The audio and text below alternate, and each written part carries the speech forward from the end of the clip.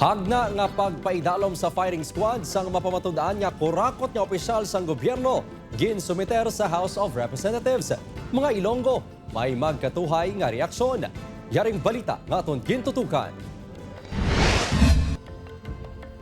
Yara subong sa House of Representatives ang hagda ni Zamboanga City Representative Kaimer Adan Olaso nga nagaproponer sang sentensya nga kamatayon pinaagi sa firing squad sa opisyal sang gobyerno nga mapamatudan sang Sandigan Bayan nga nagpangawat sa kaban ng gobyerno.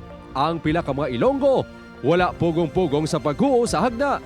Agod ang mga korap nga opisyal ang hindi na makapanunto. Pabor man. Kaya ang kwarta ka tao, ginabugos mo nila. Suno sa iban, kung hindi kamatayon ang pinalidad sang kawatan nga opisyal sang gobyerno, basi ang ila pagpangawat ang hindi na maguntat. Pera ng taong bayan yan, pero binubulsa nila. Pwede sigurong firing squad sila. Hindi sila nababagi sa katungkulan nila eh. Para sa iban, apisar na pamatudaan nga opisyal sang gobyerno ang nakahimo sang kasalanan, hindi man nakakadapat nga kamatayon ang ila madangtan. Hindi siguro. Eh, kung may sila, pasugon lang sila eh. Oo, mo lang na. Di kurap pinatakawan ka, okay lang si mo nga. Di, patyan ged, firing squad.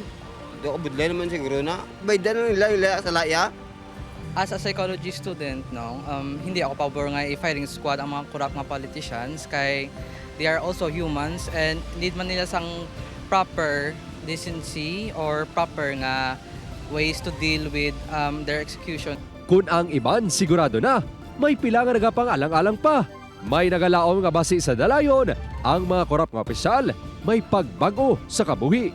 Pabor ako nga do hindi kay syempre we talk about human rights man bala ko something basi pwede pa sila magbago although syempre ging kurap nila ang bayan so I think deserve man nila but then nugadwa-dwa ko. Ikaw kapuso, ano ang say mo? Upod Caramel Porquia, Kim Salinas. 1. Western Visayas.